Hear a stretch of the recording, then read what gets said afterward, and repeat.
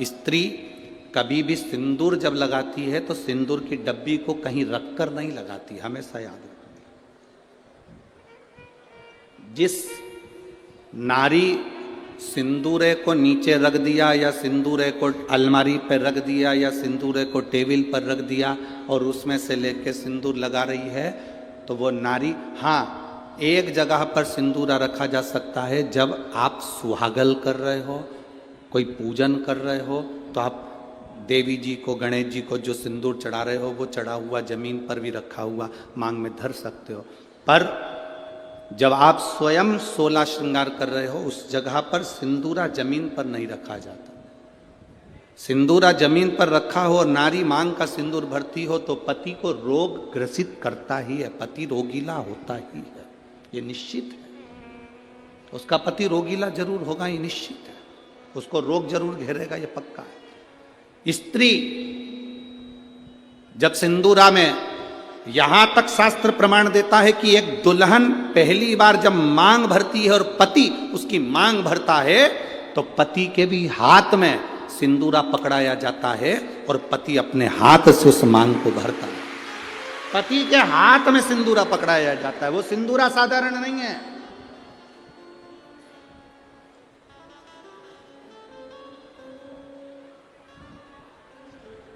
आप में से कोई ऐसी आलसन हो सकती हैं, कोई ना कोई ऐसे आलसी हो सकते हैं कि ड्रॉज खोली, उसमें रखा था, उसी में से निकाल के और भर ली और उसी में रख दिया। ऐसी कहीं कहीं की मिस इंडिया हो सकती है, ऐसी कहीं कहीं की। पर मेरा विश्वास कहता है भिंड जिले की तो नहीं कह सकता कि ऐसी होगी, भिंड जिले की जितनी होंगी हाथ में सिंदूरा लेकर सिर पर मांग भरने वाली ही होगी। सिंदूरा हाथ में लेकर, तो स्त्री को हल्के में ले लो पर उसके सिंदूर को हल्के में नहीं ले सकते, सिंदूर में वो बल होता।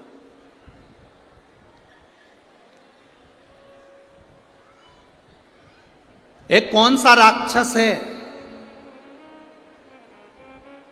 जिसका संहार, वो कौन सा राक्षस है जिसका संहार एक स्त्री ने मांग के सिंदूर से अपने दूसरे प्रतिबिंब को प्रकट कर कर मारा था? वो कौन सा राक्षस है? ऐसा कौन सा राक्षस जिसको वर था कि वो स्त्री के हाथ से मरेगा और स्त्री अपने मांग के सिंदूर से, उस सिंदूर से अपनी परछाया प्रकट कर लेती है और परछाया से मारती है? वो एक ही राक्षस था, मुल्कासुर। कौन सा राक्षस? मुल्कासुर। उसको माता जानकी जी ने मारा था, लंका में जाकर मारा था, लंका के दरवाजे पर। कौन था मुल्कासुर? कुंभकर्ण की पत्नी का पुत्र, कुंभकर्ण का बेटा। कुंभकर्ण की जो पत्नियां थी उसमें से एक करकटी थी जिसका पुत्र भीम था। उस भीम को शिवजी ने मारा था तो वह भीमा शंकर बन गया था। और कुंभकर्ण का एक बेटा था मुल्कासुर, जो जन्म लेने के बाद मूल में हुआ था तो उसको भिगवा दिया गया था, जिसको सीता जी ने मारा था, माता जानकी जी ने मारा था। मांग के सिंदूर में कितना बल होता है।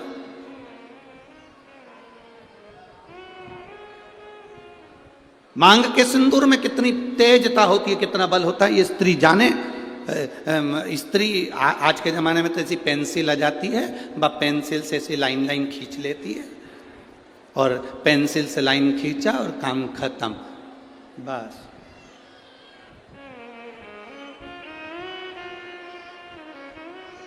नहीं नहीं भाई,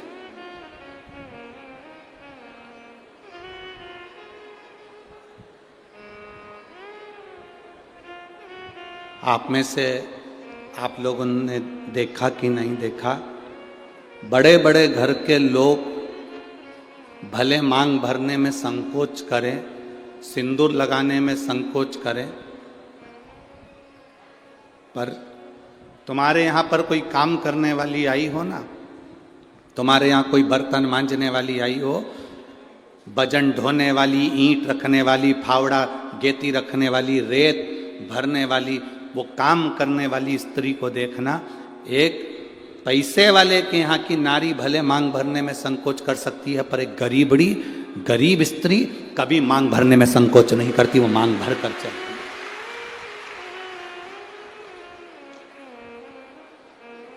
आपके यहां कोई बर्तन मांजने वाला आते हो, आपके यहां कोई झाड़ू लगाने वाली आती हो, आपके यहां कोई पोछा लगाने वाली आती हो, आपके यहां तगाड़ी ढोने वाली आती हो, वो स्त्री मांग में सिंदूर भर कर चलती है। बोलो जी आप लोगों ने देखा है कि नहीं देखा? ईमानदारी से बोलना हो।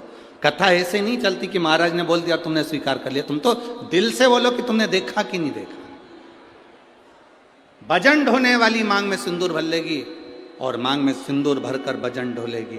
किसी उस स्त्री से पूछना कि मांग में तो सिंदूर भर लेती है, भले तू कैसी भी दिखे पर तेरी मांग खाली नहीं रहती है, उसका कारण क्या है? तो वो स्त्री कहती है कि मैं कितना भी बोझा ढोलूं, मेरा पति मेरे साथ में भजन ढोने में साथ देता।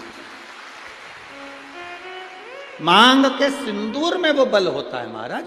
वो सिंदूर जो सीता जी अपनी मांग में भर रही, वो सिंदूर आज तक ददरुआ धाम सरकार श्री हनुमान जी महाराज के तन पर तुम्हें लगा हुआ दिखता है। उस सिंदूर में कितना बल होगा, उस सिंदूर में कितना आनंद होगा, वो सिंदूर क्या साधारण होगा?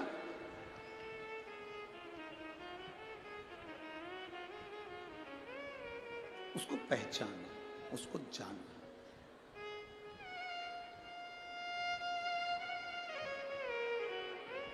जरा विचार करिएगा, स्मरण में लाइएगा। वो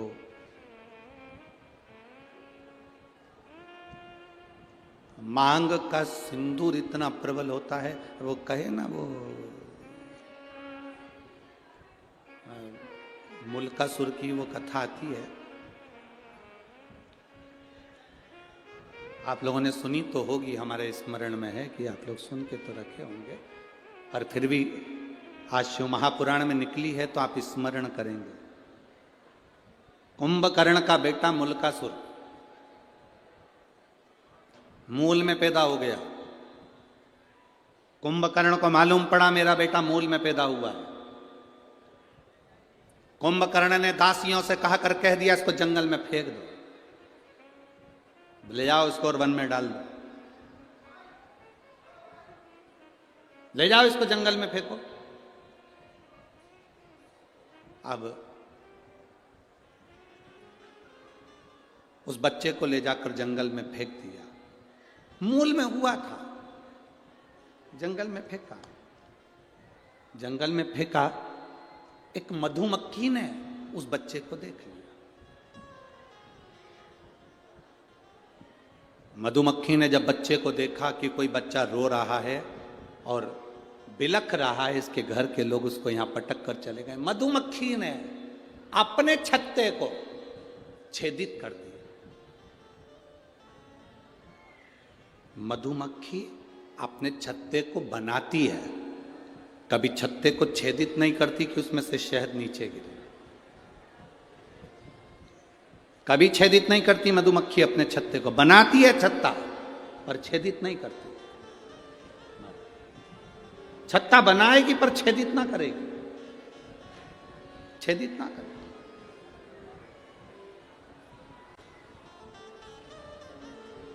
मधुमक्खी ने अपने छत्ते को छेदित कर दिया, शहद नीचे टपकने लगा। वो जो मुल्कासुर था, कुंभकर्ण का जो बेटा था मुल्का, वो नीचे सोया था, रो रहा था, मुंह में शहद उसके जाने लगा। मुल्का धीरे धीरे धीरे धीरे रोना बंद कर दिया।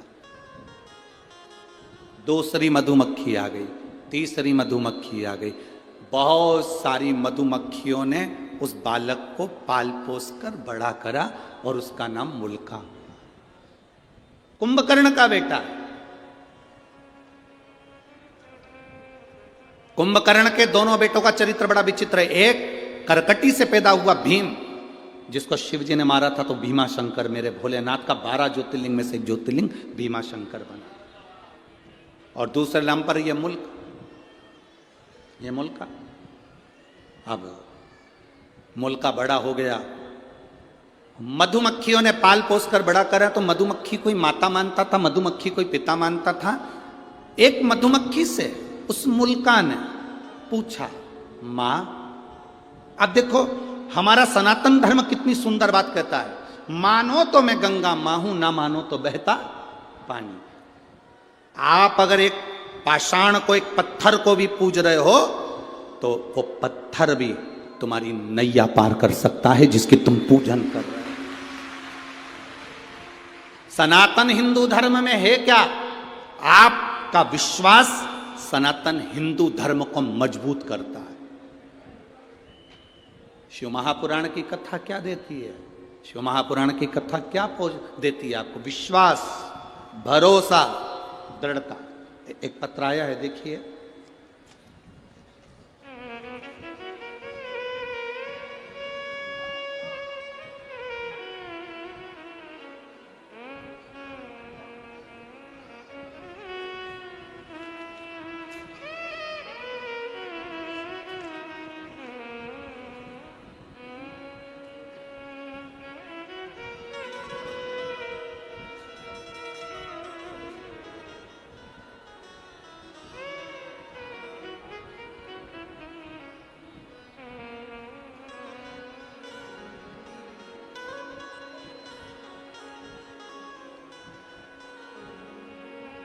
भरोसा देखिएगा।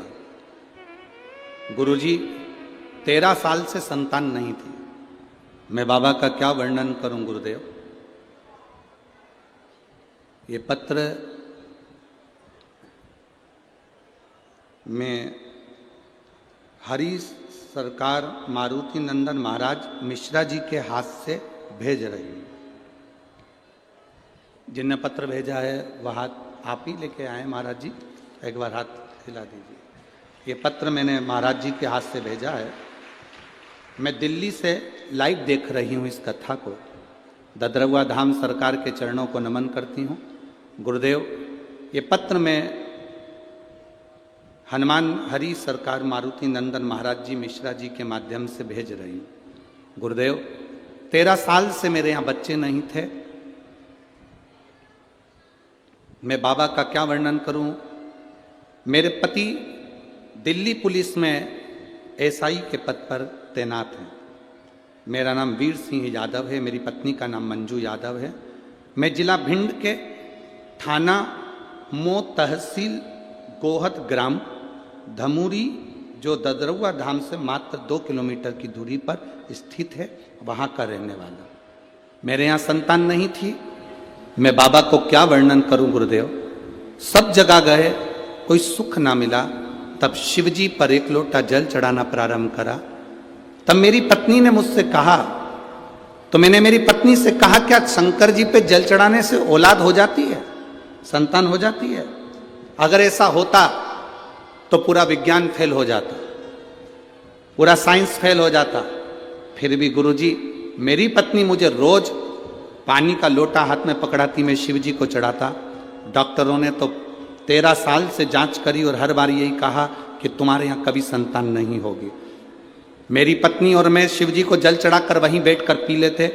आपने कहा था नंदी के पास बैठकर शंकर का दर्शन करा करो और शिव जी से जो कहोगे नंदी सुनेगा और वो देगा। सफेद आंकड़े की जड़ का प्रयोग करा, शिव जी पे चढ़ा हुआ जल पीना प्रारंभ करा। बाबा की कृपा क्या होती है गुरुदेव। 16 अक्टूबर 2023 के दिन सोमवार को मेरे यहाँ पुत्र रत्न की प्राप्ति हुई है। मैं बाबा को दंडवत करता हूँ, प्रणाम करता हूँ। बैठिए महाराज, प्रणाम आपको। शिव कृपा इसी को कहते हैं। केवल एक सनातन हिंदू धर्म ऐसा है, भारत की भूमि पर सनातन धर्म ऐसा है जो पत्थर में भी प्राण देता है। सनातन हिंदू धर्म केवल ऐसा है जो विश्वास को पक्का करता है, भरोसे को दृढ़ करता है और परमात्मा का दर्शन करता है। आप में से कई माताएं ऐसी बैठी हैं जिन्होंने पशुपति व्रत करा होगा और बाबा ने दिया होगा, एक लोटा जल चढ़ाया होगा, बाबा ने दिया होगा। ददरवा धाम आए होगे तो हनुमान जी ने दिया होगा। संसार में जन्म लिया है तो हमने उस परमात्मा की भक्ति करी और उससे हमें मिला, विश्वास के बल।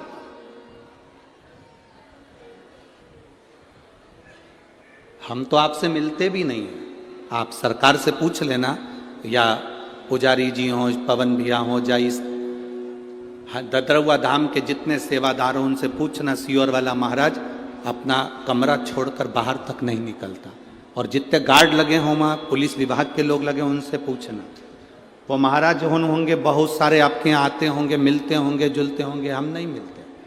हमारा एक ही काम है, हमारे पास में जो छोटा सा शिवलिंग है, ठाकुर जी हैं, उनका पूजन करना, जितना बन सके अपने को बाबा ने जो समय दिया है उस समय में पाठ करना और भगवान की माला जपना।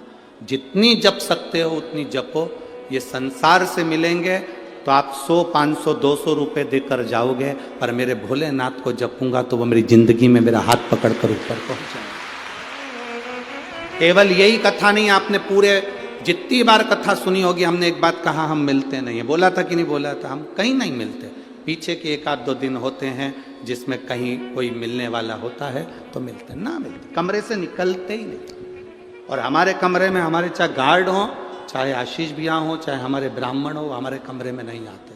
भजन करा, स्मरण करा, जाप करा, अनुष्ठान करा, भक्ति करी, केवल कथा में आए, यहाँ से चले, इसके सिवाय कुछ नहीं।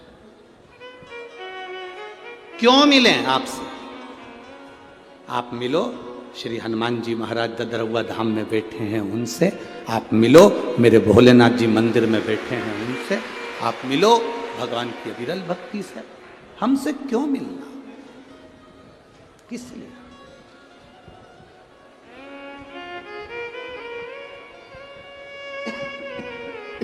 आप उसकी भक्ति करो, आप उसका भजन करो, आप उसका स्मरण करो। जितना जितना भजन का बल बढ़ेगा, जितना जितना भजन का बल बढ़ेगा, आपको कहीं जाने की जरूरत नहीं पड़ेगी। भोलेनाथ ढूंढता ढूंढता टार्च जलाकर तुम्हारे पास पहुंचेगा कि तू भजन कर रहा है। आपको नहीं जाना है कहीं पर, वो आएगा, शिव स्वयं।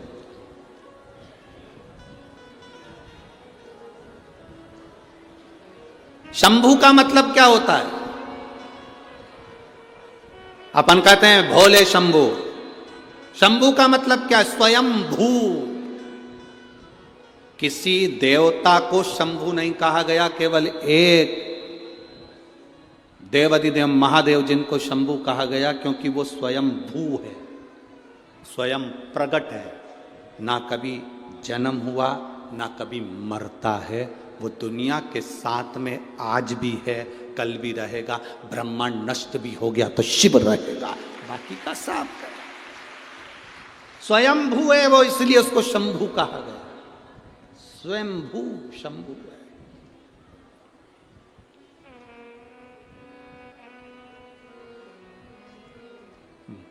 मुल्का को मधुमक्खी ने छेद कर कर। अब आपका विश्वास क्या कह रहा है?